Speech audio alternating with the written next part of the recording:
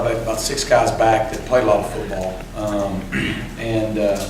I think early in the year they tried some new things, but they've kind of settled down now and played better the last few weeks. And last year they were one of the top defenses in the country, and to have some senior leaders and some older guys back that play a lot of ball, good group. And Whammy's been there a while and done some really good things. So they've had a couple of weeks now to get ready, and I think they'll be ready to play. They've really struggled against the run. In particular, Furman put up over 200 yards on them. Just what have you seen? And they're down a couple of guys on the defensive line. What do you see as to why, well, without giving away too much, but why you see they're struggling a little bit in that area? I really don't know. I think what they've tried to do, specifically last game, you can tell they tried to really tighten some things up, and they did a good job with some things. They were down some guys. I fully expect them to all play. You always do in this league. Even if guys don't practice, you assume they're going to show up on Saturday until they don't. But especially their linebackers, they got guys that have played. They got guys up front that have played and have played on some really good defenses. And so we fully expect that they'll have a really good game plan and that they'll execute very well and be very, very tough for us to run the ball against. Rhett, on offensive line, are y'all set on who's going to do what with Pat, Braden, whatever? Yeah, we mix and match some things in the off week, trying to make sure everybody got as close to full speed as they can be this time of year. But we feel pretty good about the guys that have played the last couple games and where they're at. And we feel good about Pat making, a lot of strides to be back to 100%. We feel good. Braden's gotten a lot of reps, and so we feel like if he's ever called upon, he'll be ready. And we're just trying to make sure our depth is good, and that if certain situations like arise in the first few games happen, that we're ready to put guys in where they need to be. Was Avery at having the same start lineup you've had? I do. Is it possible Braden Smith can start? I don't think he's ready to do that just yet, but we've sure gotten a lot of reps, and boy, he's really coming along. I mean, physically, he's very gifted, but you just need more and more reps, and then game reps are even different from practice reps, and so hopefully his role will expand, and we'll see how that goes, but we feel good about where everybody's at. You just talked about practice today. Practice, I thought today was really good. I mean, our guys probably flew around as good as they have in any practice all year. I mean, they came out with some intensity, some urgency. I thought from literally the beginning of practice to the end, it was as hard as we practiced at any time. I mean, it was a really good practice. Throwing and catching the ball, bouncing around, the tempo, the urgency. I think it was a really good practice. It was a good start to our prep. You guys have talked a lot about first downs and just execution issues there. When the rushing average is down over a yard from last year on first downs, and when Nick's interceptions on those tip passes in particular are happening on first down, what were the things you guys identified this past week and on first downs in particular? Well, I mean, the tip balls, I think he's thrown 3 interceptions this year, and 2 were on tip balls and 1 he got hit, So those are things that we got to do the best we can to avoid. I mean, whether it's the way you set protections, or whether him finding the alley to throw through, or the protection being good enough that he doesn't get hit as he's throwing. But the positive is he hadn't thrown it to guys through progressions. I mean, it's had to be tipped or he's had to be hit. And then with regard to the rushing on first down, when you go through this league a second year, and you've got some new guys up front, but it's a second year, people are going to have a year to prepare for you now. There's some really good coaches. There's some really good defenses. And, we've got to execute better on first down to get more yards rushing. It's not anything that's rocket science. People are doing some good things scheme-wise. We've countered it, and we've got to be able to handle it and execute it at a better level than they do. And at times we have, and at times obviously we haven't, and that's why we're down a little bit. There hasn't been a lot of consistent production outside of your top 2 receivers. What do you credit that to, and what do you try to work on in the bye week to get more guys involved? We're going to call the plays that we think give us the best chance to be successful in the passing game. And if the ball goes to those guys, it goes to those guys. And, the way it was last year at times, we didn't have, other than Sammy, a lot of guys with big numbers.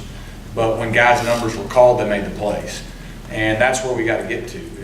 If a guy's number's called on that play, if that's where the quarterback's read takes him, whether he's the first option or the third option, if that's who they're going to leave open, if that's who they're going to give us the matchup, those guys got to make plays. We got to make throws and give them a chance to make plays. And, one game that may be this guy does have 3 or 4 catches, the next game he may not have any, and that may be the way the game goes.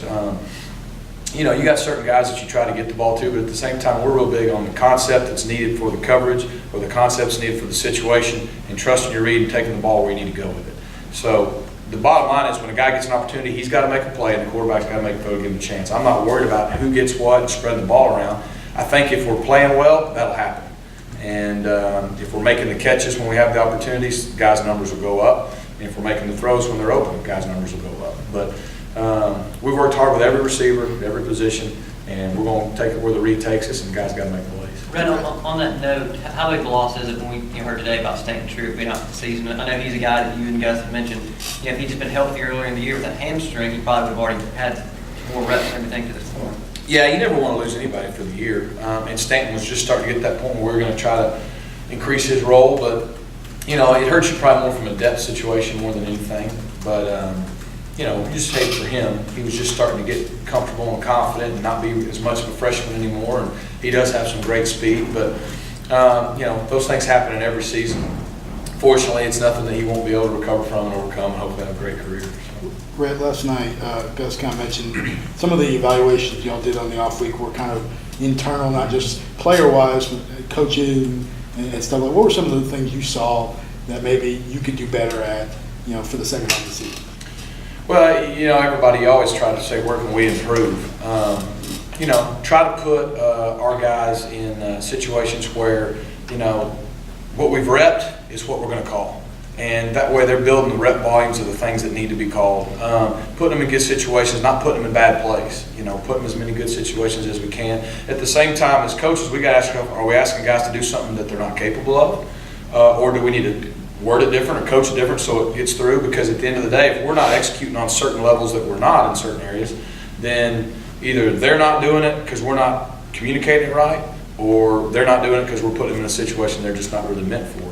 And so I think when you can do that, you can step back and try to, how can we do a better job presenting things? How can we put guys in better situations? Then maybe you can tweak some things and improve just enough, because a little bit of improvement in this league can mean a lot. Do you feel Rock Thomas is at the point now where you can put him into any situation, especially when you're looking for that, maybe an explosive play because of what he's done in the past couple games? Yeah, you still always are going to be leery of young guys in third down type situations, but at the same time, they get the reps that the older guys get, and they got to be ready when that time comes.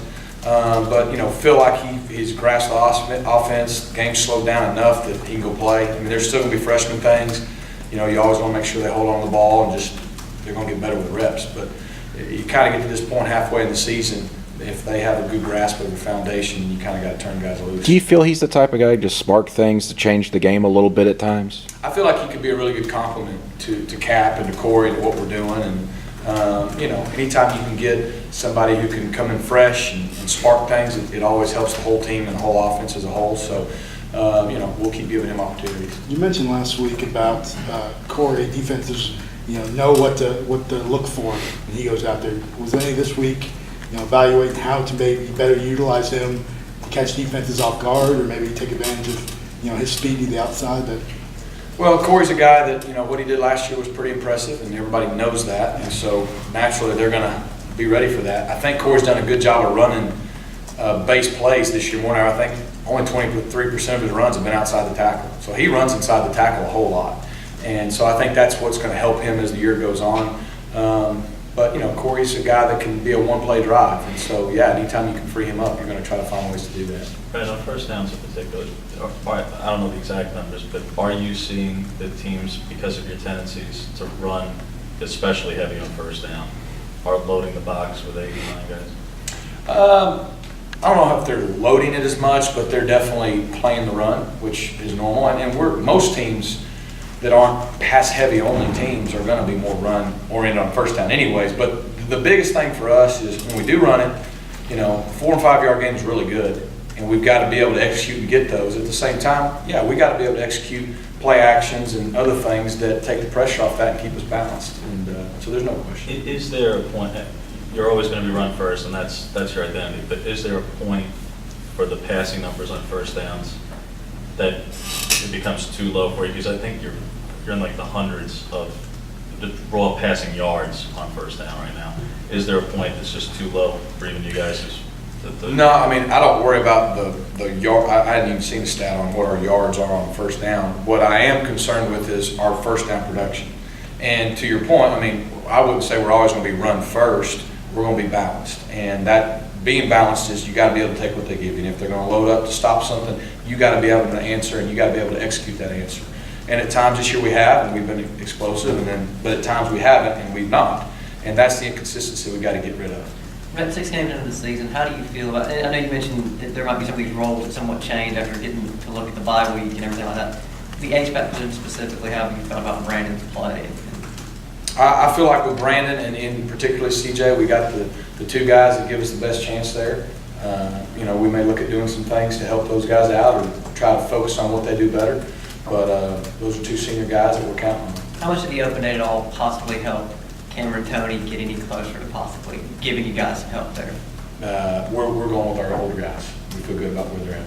How much have you considered maybe expanding the passing element of the zone read? We saw last year, obviously, the touchdown to Sammy. There are options there, but we really haven't seen that too much so far. Is that thought process of maybe expanding that? No, we haven't changed our scheme at all this year, last year. I mean, those things, you can't predict sometimes what a defense is going to give you.